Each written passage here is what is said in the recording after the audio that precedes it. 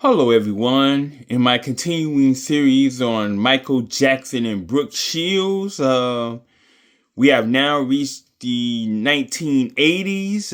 I did a previous video on them and how they most likely met and when they most likely met in the 70s. I did a previous video of that. They most likely met in the late 70s at Club Studio 54, the famous Club Studio 54. But I did a video on the 70s that they most likely met there. I hope you was able to check it out, and I hope you enjoyed it. If you have not viewed that yet, I'll drop a link to that video on this series in the description below on this video, so you can check it out, and I hope you enjoy it. Now, we're starting off with this first picture here of the 80s. This is like 1981. You see Brooke, you see Michael. They're at the 1981 Academy Awards. This might be the after party. They look like they're enjoying themselves, being with each other right there. Yeah. And it almost looked like they attended it together, but they didn't. I just want to let you know they didn't attend it together. Glamorous Diana Ross and handsome Michael Jackson. Joined now by one of the most glamorous women in the business and one of the hottest young singers, Diana Ross and Michael Jackson. And it's nice to have you both here tonight. How you doing, Diana? Fine, terrific. Michael, this is your escort tonight, huh? Is he your escort tonight? Absolutely. Oh, This is my day. Look. Are you presenting tonight? I think you are. Yes, Best Supporting Actress. Very good. Yes, and it's an exciting one because they're all this year. The actresses have never been nominated before. I can hardly hear. I think it's one of the toughest competitions of the Yes, night. I think so. Really How is. do you decide what supporting actress is? Yes. I really don't know. Tell us about your dress. Thank you. It's a galanos. Oh, really? Thank you. Looks beautiful. Thank you very much. Thank you, Michael, for coming by. Good luck, Diana. Diana Ross and Michael Jackson. Diana will be a presenter tonight, Best Supporting Actress. Michael, Diana, one quick minute. Tonight is a night for film. What are your plans in film coming up? We're going to do something soon. He's going to play my son. How do you feel about that? It's great.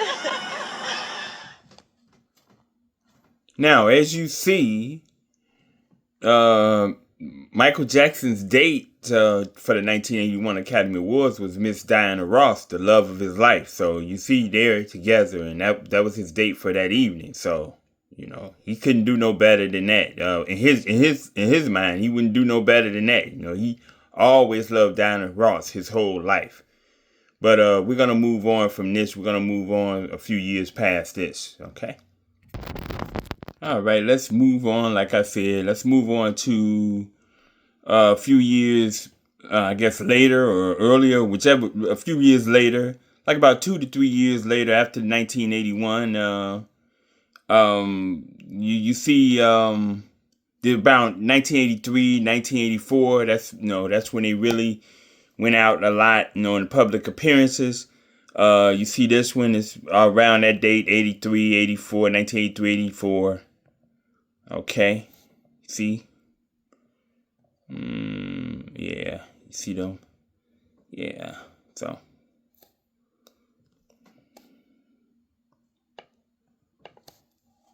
(1983, 84). This particular one is them at the 1984 American Music Awards. 1984 American Music Awards. Yeah, you see that? They're holding hands. Michael got his black glove on. And this is them also at the 1984 Grammy Awards. And you see Michael carrying child actor, very popular child actor at the time, Emmanuel Lewis. And you see Michael and Brooke holding hands in this as well. So you got the 1984 Grammys here. Yeah, you see it? Yep. All right.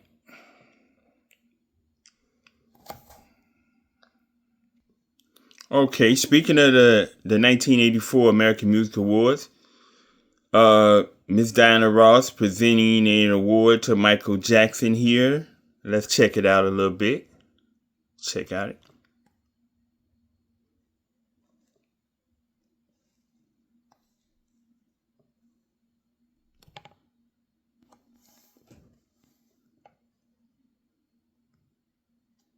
Come on.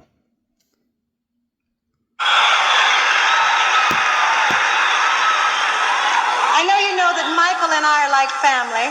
We've shared many magic moments together, the early days and television specials, recording, and doing the movie The Wiz. Well, you know, he's an exceptional human being, talented beyond his years, a dream in motion. I wish Berry Gordy were here tonight to share in this presentation. I'm sure you remember Michael's Emmy nomination performance on Motown 25, dancing and singing to Billie Jean. Let's see a little of that. 'Cause I love you too, and I'm very, very proud of you. Ladies and gentlemen, the one and only Michael Jackson.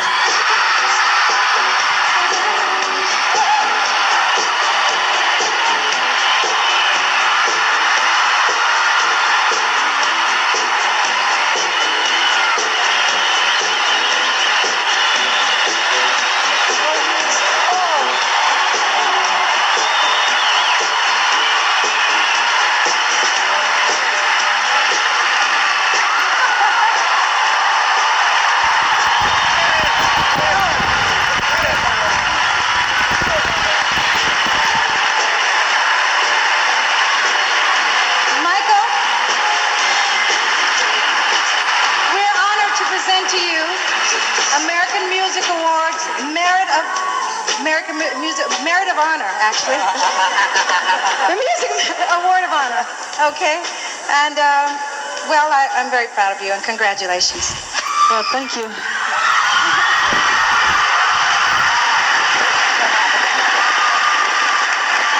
Thank you very much. I'm so deeply touched and deeply honored to receive this wonderful award. I thank the American public. I thank Berry Gordy of Motown, who's been such an important part of my career and life.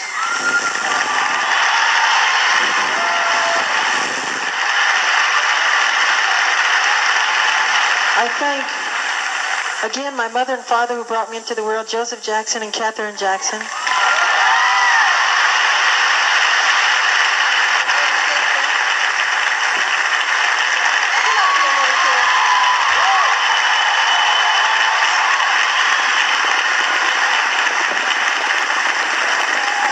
I thank all my brothers, Tito, Jackie, Jermaine, Marlon, and Randy, who I started with and still am with.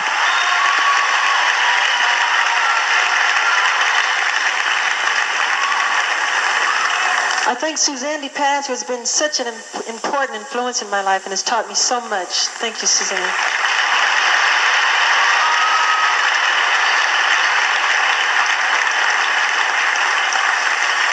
Quincy Jones is a wonderful person. Not only is he an incredible producer, he is a wonderful man. He is such a family person. And I love him, and we have made history together, and I'm thankful.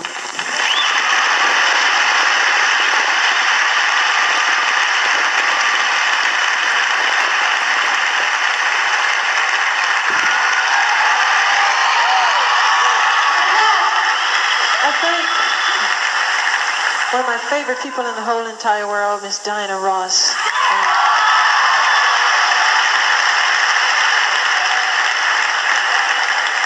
She's been such a special friend to me and has taught me so many incredible, important things. And I'm just so honored that she came here. Dance, right? I just hope I didn't leave anybody out. The American public, and I thank all the disc jockeys and everybody. I love you so much, and thank you. Okay, I'm going to just stop it there. You notice how in his thank you see how him and Diana Ross interacted. He loved her, so it was so obvious how much he loved her.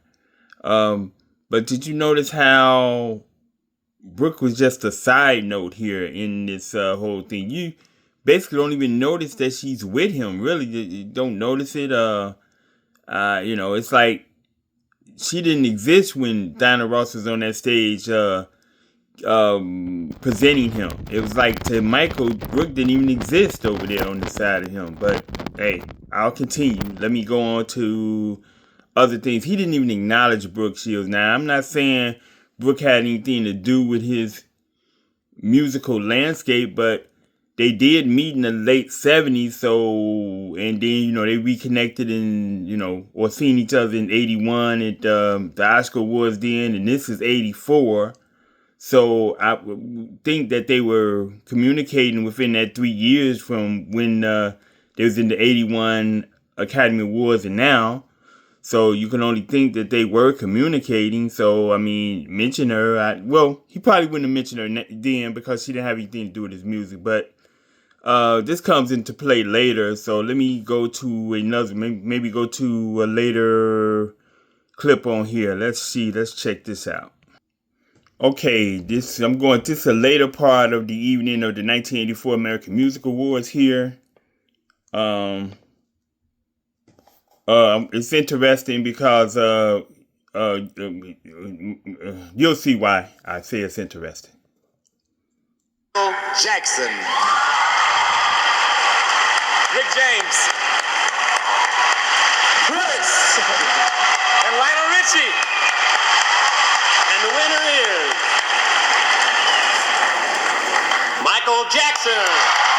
Again, I'm deeply moved, and I really appreciate it. And the girls in the balcony, I love you. You're wonderful.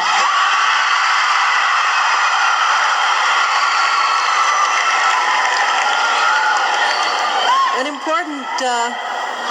important chemistry and writing song is inspiration, and I'm holding one of my inspirations is Emmanuel Lewis.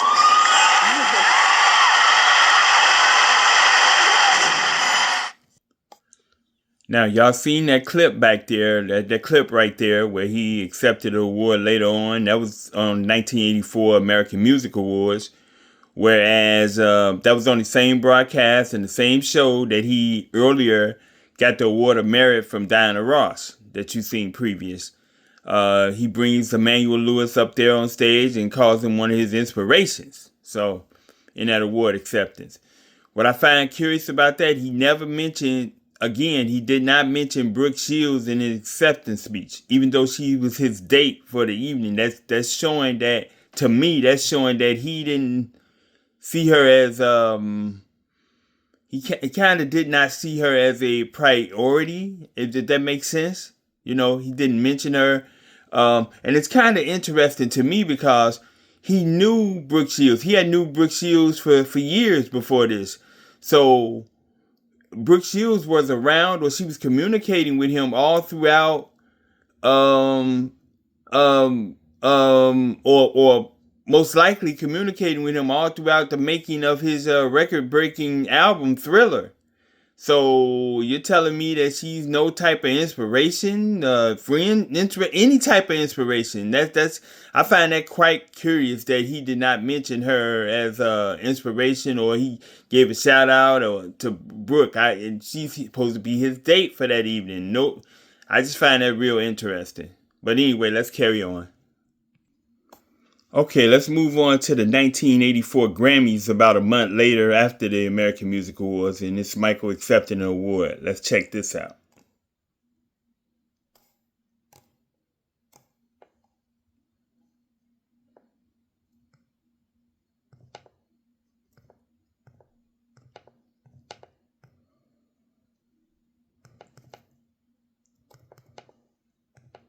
Hey, don't want to go.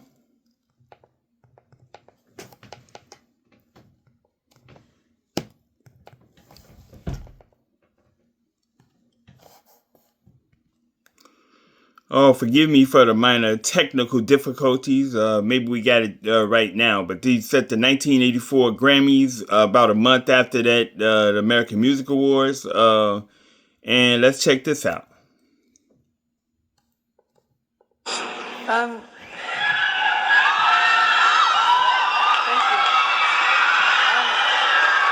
When something like this happens, you want those who are very dear to you up here with you. I'd like to ask for my sister, Latoya and Janet, please come up.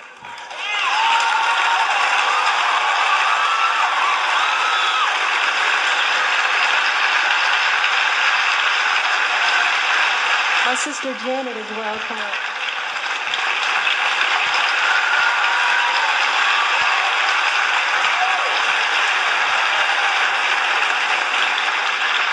First of all, I like to thank God, who is first.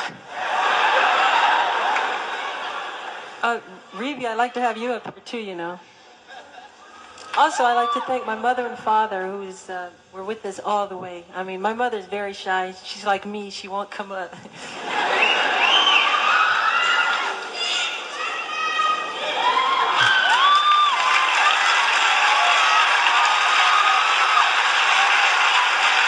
My other sister. I have 3 sisters. Also, I'd like to thank all my brothers who I love very dearly, including Jermaine.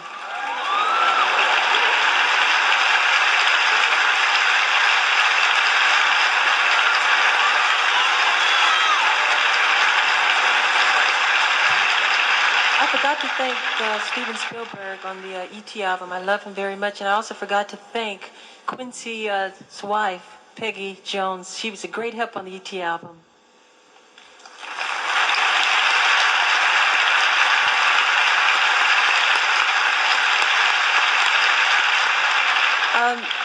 I made a deal with myself. If I win one more award, which is this award, which is 7, which is a record, I would take off my glasses.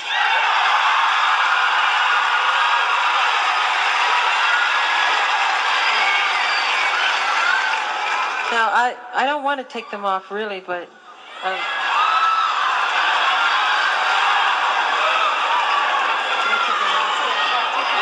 Okay, well, Katharine Hepburn, who is a dear friend of mine, she told me I should, and I'm doing it for her, okay? And the girls in the back. Now, here we go again. Michael at the Grammys. He wins an award. He said, these times you should have someone special with you to help you accept this award or something to that effect. And went on to bring up all 3 of his sisters. All 3 of his sisters. LaToya, Janet, and his oldest sister, Rebbie. No mention of Brooke Shields. None. No, even though she's supposed to have been his date. I find that kind of telling in my estimation. That's to me that sounds kind of telling. It's like no shout out, no. Hey, I like to thank Brooke, my date. I mean, he thanked. Excuse me. He thanked Steven Spielberg for the E.T. Movie or songbook movie. He thanked people like that. He mentioned his friend that wasn't there, Katharine Hepburn, an old Hollywood actress, for him taking off his sunglasses. I mean, but no mention of Brooke Shields, just a small mention of her. He could have just mentioned her in anything, but that's ultimately telling. So, it's like this to me, I just I'm not gonna go too deep into it, but this kind of counters what Brooke Shields been saying as of late about who was the chaser and who was the person that was into the person the more. So that to me it kind of gives you a hint of who wanted to be around who more. That's what it says to me. But hey, you may differ, so I don't know. I'm just saying. Okay, moving on to Michael Jackson's 1988 autobiography. It was in 1988, the book Moonwalk, which if you have not read and you into Michael Jackson, I suggest you read that. It was a good book. I've read it. It's a good read, Moonwalk by Michael Jackson, 1988 autobiography.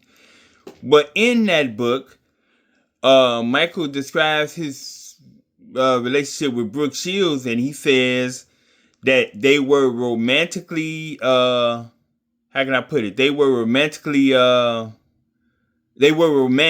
for a while. They was romantic for a while. But it's like it's implied that it was not on a romantic thing at the writing of this book. That's the way it came off. That they were romantic with each other for a while, but was, and the key word here was, the verb was. That's what strikes me, that book that was written around the time of 1988, he said they was romantically interested there for a while. So meaning, an implied meaning that the romantic interest or romantic attraction between them as far as romance was not there as in 1988. So that's the way I took it as. But like I said, this is them in the 80s, the 1980s. This is their connection. And wow. So take that as you will. Hey, I don't know how to interpret that, but hey, I might be right on that interpretation or not. What he meant by that, I'm not sure. I just have my opinion of it. But with that, I'm gonna end this this part of the series or this video here.